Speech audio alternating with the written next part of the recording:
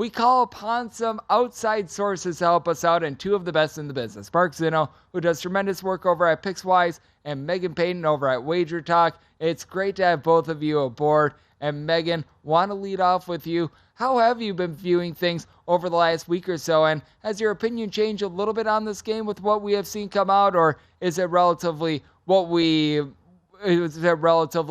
were thinking when this matchup got set about a week and a half ago? Well, first of all, Greg, thank you for having me on. Excited to join you and Mark to break down some Super Bowl bets. Look, of course, your brain wants to change bets 5 million times leading up to this game, 2 weeks in between, but I'm trying to stay laser focused. And we'll get into some of the prop bets that I'm looking at and how I'm kind of creating a game script and trying to stick by that. To me, that's the most important thing with so much information out there and so many different bets that you can be taking for the Super Bowl. You got to come up with a game script in your head. Keep with that and find bets that go along with it. So I've stayed pretty consistent this last couple weeks. Yep, I think that is very important to do. And I don't know about you, Mark, but I've been taking a look at a lot of injury information, and it has been pretty much announced that most of the Kansas City Chiefs wide receiving core, they are going to be back, but it really doesn't change my opinion too much on this, just because with regards to a lot of those wide receivers, you got to figure that a lot of them are going to be at less than 100%, and I would have been surprised if a guy wouldn't have gone, just because it is a Super Bowl anyway, humanly possible to get them out there. They're going to try to get these guys out there. Right, sure. And Greg, great to be with you too, Meghan. And I'm with Meghan on game script here. That really is going to dictate everything as far as how you break this game down. And for me, you know, the one thing that makes me side more on the Eagles is the pass rush. This is a Kansas City Chiefs offensive line that is middle of the road, and you're dealing with the Patrick Mahomes. I don't care what people are telling you. He's not 100%. No one recovers from a high ankle sprain in 3 weeks, even with an extra week off. And so the real question is will Andy Reid devise a game plan that gets the ball out of his hands quickly and negates that pass rush? If he doesn't, you know, you're looking at possible some game-changing plays here from this Philadelphia defensive front. And for me, you know, let's see what Andy Reid comes up with. But I have a hard time believing that a lot of routes to Travis Kelce early and often will happen, because those take time to develop. And it doesn't exactly bode well for Patrick Mahomes being as mobile as he is right now with that pass rush to allow that to happen. I expect a lot of quick screens, things that'll supplement the running game as well, that may ultimately decide, you know, how healthy or how quickly Patrick Mahomes can get rid of the ball. And one bad hit, it could change the entire scope of this Super Bowl.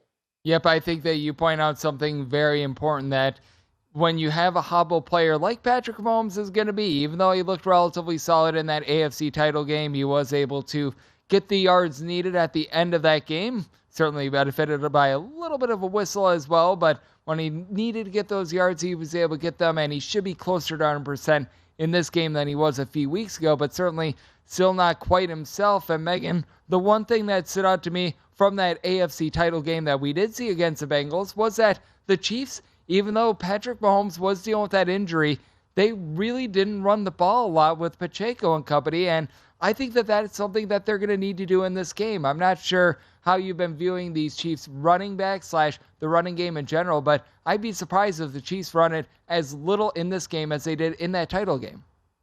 I'm with you, Greg, and I'm with Mark on Patrick Mahomes and the high ankle sprain. Whether he's acting like he's 100%, it's not humanly possible to be 100%.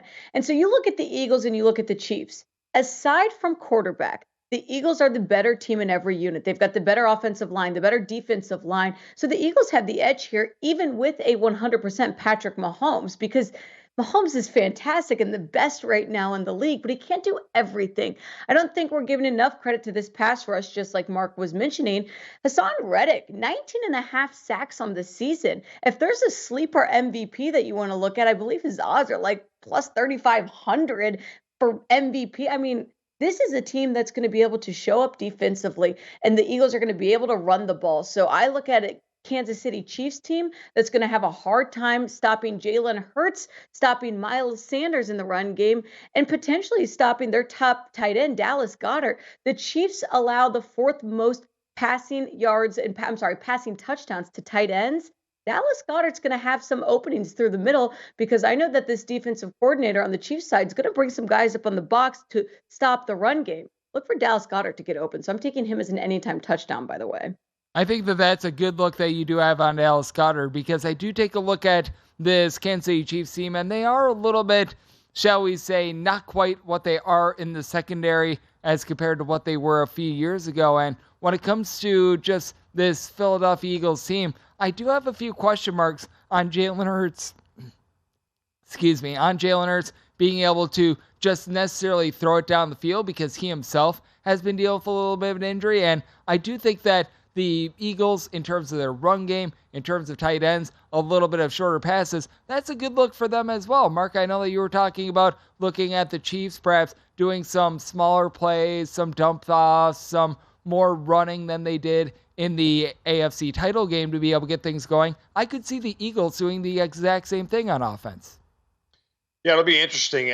And to go back to the rushing of Isaiah Pacheco, what's going to be interesting again is that Jerick McKinnon is clearly the better pass blocker here. He's the guy that you want back there in pass protection. I think when you talk about the opportunities for touching the ball more, it may reside with Jerick McKinnon. Now, we didn't exactly see that as much in the AFC Championship game, but the Eagles, they have to establish some semblance of a run game as well. It's going to open things up for Jalen Hurts and make his job a heck of a lot easier. But when it comes to the run game here, we talk about game script. One of the props that I'm on, guys, is Boston Scott's under his rushing yards prop of a measly 8.5 yards. Why? Well, if you look at Boston Scott and you'll say over the last 3 games, he's cleared this number easily. Why? Because they're all blowouts. Boston Scott does not touch the ball in close games. If you look at every close game the Eagles have been involved in, both of their losses, he only had 2 carries against the Saints, 1 carry against the Washington Commanders. In every close game, 3 carries against the Indianapolis Colts, 1 carry against the Houston Texans. He is not part of the game script in close, tight games where they need plays to be made. I think he's still a threat to steal a goal line carry, on the 2-yard line and score an anytime touchdown, especially at plus 550. But a lot of these props are designed to go under, and the public will jump all over this small number of 8.5 and say, let's go over. I'm going under here because I just don't think he's going to be involved in the game all that much. And I absolutely love that look from you, because I think that with the Philadelphia Eagles, you've got so many guys that could potentially touch the ball. And the guy that I'm really looking at is Gainwell. I took his rushing prop over. I was able to get it at 19.5 personally. I'm not sure what you think of that, Megan, but I think that if there is a guy that isn't Miles Sanders or Jalen Hurts that is going to be getting the ball in that Eagles backfield, it's Gainwell, because even though he didn't do a lot in the regular season, he really showed out in the postseason games, and he saw more carries when it came to, I know that both of the games were blowouts that the Eagles played in, but more of the time of the game in which it wasn't necessarily a 28-plus point lead. Yeah, Greg, if you are going to be looking at an RB2 or RB3, I think Kenneth Gainwell is the right option. But I'm with Mark here. I'm going to fade probably every other running back on this team. Miles Sanders, the only reason why sometimes we don't see his overhit is exactly what Mark said. They're blowout games. So you're going to take him out of the game, put Boston Scott, and put Kenneth Gainwell in. His line set at 59.5. So to piggyback on what you guys are talking about, I'm taking over 59.5 rushing yards for Miles Sanders. In fact, I'm also going to look at Miles Sanders as the leading rusher of the game. You can get that, I believe, at plus 155. I think we're going to see a lot from Sanders. He hit over this 11 times during the regular season. He hit over this against the Giants. And the only reason that we hadn't seen that hit over against the Niners, well, we saw how that game went. It was absolutely a blowout. I think a big game from Sanders. And I'm so glad we've been bringing up the fact that these 2 games have been blowouts that the Eagles have played thus far in the postseason, because, Mark, I know there's 2 schools of thought. It's that, yes, the Eagles were able to get the job done and looked very good. And then there's another school of thought that it's like, yeah, it didn't come against the best of competition. Where do you sit on the fact that the Eagles, they didn't necessarily have to face the most difficult road to get to the Super Bowl? Well, it's interesting. They haven't had a tough test. And in reality, they haven't played a whole bunch of high-level quarterbacks this year, go up and down their entire schedule, and you haven't seen them really go head-to-head with a quarterback the level of Patrick Mahomes. If you look at the 3 best quarterbacks they faced this year statistically and just by name recognition, it's probably Dak Prescott, Aaron Rodgers, and Jared Goff. Now, their defense in those games respectively gave up 40, 33, and 35 points. So with the right quarterback, I think points can be scored. Certainly lean to the over here in this spot between these 2 teams. And moreover, I'll give you one other play that I'm on, guys, and that's the first quarter over of 9.5. It's going to be a little bit juicy here, but, the last 4 years in a row, this has all gotten to 10 points in the first quarter. And I think that that's a good look as well, because typically when people look at the Super Bowl, they think a little bit of a slow start, but we're off to a fast start with Mark Zinno and Meghan Payton. And coming next, we're going to get more of their picks for the Super Bowl here on the Greg Peterson Experience on VSiN, the Sports Betting Network. Being rejoined now by Mark Zinno, who does great work at Pickswise. Likewise for Meghan Payton over at Wager Talk. And Mark, we'll lead off with you. I know that you were taking a look at a few rushing props under. I know that you threw out there the Boston Scott under, and I do like to take a look at some of these ancillary pieces as well, because I do think that that's where a lot of the public is not looking at, and that's where a lot of money can be had. What are a couple other props that you're taking a look at as of right now? Because I do think that for the Super Bowl, I personally, I'm going to be looking at quite a few unders, because I do feel like a lot of these lines, especially in the past game, have been a little bit overinflated. Yeah, again, I think all these player-involved props, 80% of them are going to go under, just because the public loves to bet overs, and it's designed that way on purpose. So, again, I think if you develop a game script, that's how you develop where your props should come from, at least. One of the, I guess, what you call exotic ones that I'm looking at this year is the opening kickoff, a touchback, yes or no. I've hit on this before, and last year Evan McPherson booted it out of the back of the end zone. But guys, 28 of the last 31 Super Bowls, the opening kickoff has not been a touchback. The only three times it were in dome stadiums. Now, State Farm, whatever we're calling that thing, the big toaster oven there, is a open, a retractable roof here, so it's not technically considered a dome. But also look at this: Harrison Butker is a kicker who's struggled with an injury all year long, so he's not going to have the leg necessarily to boot it out of the back of the end zone. And neither is Jake Elliott. He's not exactly one of these long guys out there that boots the ball deep out of the end zone. So you're getting plus money to the no on this. And I think this trend continues, that the opening kickoff, with all the adrenaline and everything, everybody wants to run this thing out. But with all the adrenaline, I think we get another Super Bowl here where the opening kickoff is returned out of the end zone and not a touchback. That's probably the most exotic I'll get when it comes to props. Yep, I don't blame you there. I once hit on the Gatorade color. Never again for me. I figured, you know what, I'm 1 for 1 on it. I will retire on top, and I will never do that one again. So I'm right there with you there. And Meghan, I know that you've got quite a few player props that you're taking a look at as well. Are you going to be riding a few more unders in this spot, or is there a little bit of value on a few of these overs? I'm split. We talked about Miles Sanders being one of my overs, but I do have an under on Jalen Hurts passing props. Mark brings up a super solid point. The public loves to bet overs, and really this is the most bet on game of the entire year. So 242.5 is the passing yard prop for Jalen Hurts. I expect this to go up the closer we get to the game, but hop on it now if you want. I'm taking under 242.5 because, first of all, I like the Eagles to run the ball. So this goes into my game script. I expect this to be a heavy run game. You could even look at Jalen Hurts over his rushing yards if you really want to add another player prop there. But as productive as Jalen Hurts has been through the air, even when he was fully healthy, he only hit over this number 5 times during the regular season.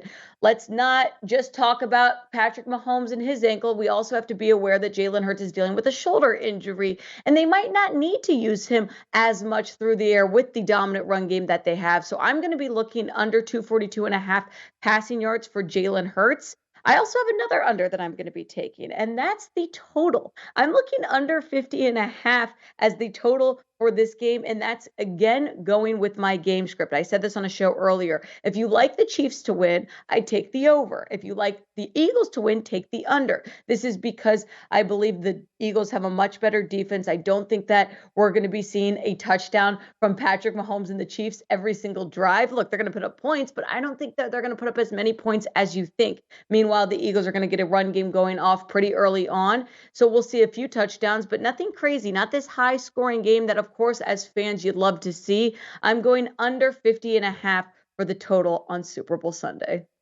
I think that that's a interesting way to take a look at it, because one thing that I'm taking a look at as well is both of these field goals to go over 1.5 field goals as well. That is one that I personally do like, because I do think that there's going to be quite a few drives that they sort of stall out. I don't think that you're going to be seeing a whole bunch of 3 and outs, but I do think that there's going to be a lot of field goals that go up on the board. I am with you. I do like this total under, and now we've seen this actually go to 51 across the board as well. So now that we're sort of getting into that more critical number of 51, I do think that it adds a little bit of value as well. And Mark, I do think that it is interesting to just take a look at this game as a whole as well, because I know that you said that you do like the over in the first quarter, and there's always a lot of people that they think, well, it's a Super Bowl, it means that it's going to get off to a little bit of a dry start, but I take a look at past Super Bowls, and there's been quite a few of them, other than really that Rams versus Patriots Super Bowl where nothing got going the entirety of the game. That was just a dead under, where, I mean, a lot of these games, it's been relatively equal in terms of the first half compared to the second half. Well, there's a couple of things here. One, and I'll go back to the first quarter over, both the Chiefs and the Eagles are ranked 4th and 5th, respectively, in first quarter points this year, averaging nearly 5.5 points in the first quarter. So they both get out fast and start fast. That's part of the other reason. But there's another prop that I'm on that follows a trend here, and I will get to Meghan's under here in just a minute, because I think there's part of this too that I'm factoring in. If you go back to the last 10 Super Bowls, only one of them was the team that trailed at half came back to win the game, and that was the New England Patriots over the Atlanta Falcons. So on 9 of the past 10 Super Bowls, the team that was leading at half or tied at half went on to win. So I look at a combination of the Chiefs' money line in the first half plus their over team total of 24.5. It's sort of a little bit of a mental edge, if you will. I think Philadelphia comes out as far as the side is concerned. But if I can get the Chiefs to be leading at halftime, they're going to need more than 24 points to win this game. I have a hard time believing that if this thing stays under, that it doesn't get right to the very edge of near 50. So I'm following that trend. I can get 3-1 on that. The Chiefs first half money line and over 24.5 points. Now, I initially wanted to go the under this game as well, Meghan, but here is something that kind of threw me off that path. Carl Cheffers is the referee in this game. Carl Cheffers averages the second most penalties of any referee in the NFL. He averages 14 penalties per game. He calls the second most pass interference penalties and the second most roughing the passer penalties. These are things that extend drives, that puts teams into field goal range, that allows teams to put up more points. And I don't typically hang my hat on a referee handicap per se, but I think it's part of the equation here. And the way this number fluctuated quickly, it was bet down, and now we're starting to see some money come all the way back in because obviously, the world thinks Patrick Mahomes is not hurt, but he really is.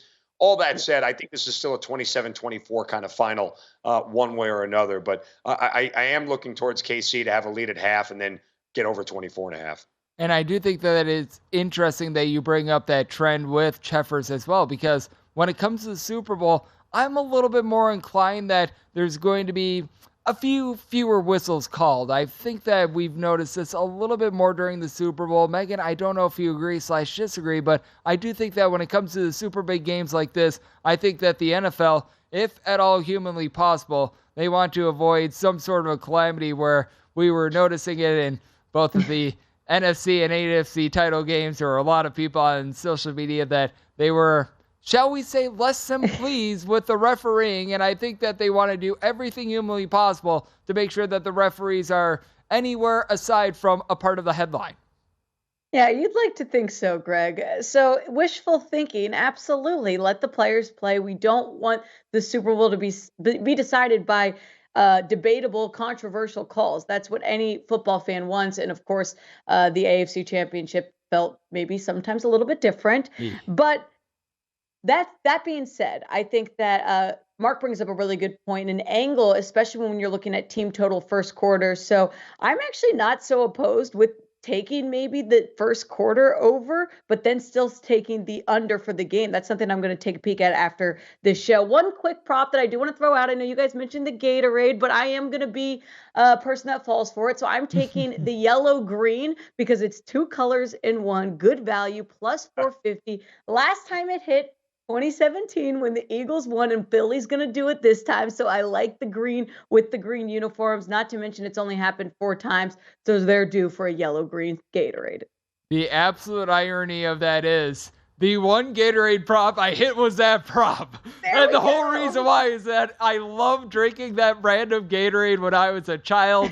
It's one that is... Can't go wrong with the lemon lime. It's the best flavor. Exactly. I am right there with you. And it's a flavor that's pretty universal. So I went with that. I cashed on it, and I forever retired from the Gatorade prop. I don't retire from bringing you two on the show, though. Meghan, you do great work over at Wager Talk. Likewise for you, Mark, over at Pickswise. Always appreciate it. Thank you. Thank you. Thank you very much. I appreciate it. Hey, unretire just for one more time. One more time, Greg. I don't know if I want to press my luck one more time, but that said, it is going to be a tremendous Super Bowl. Visit VSiN.com to get current odds, listen for free, find showtimes, and download VSiN sports betting podcasts.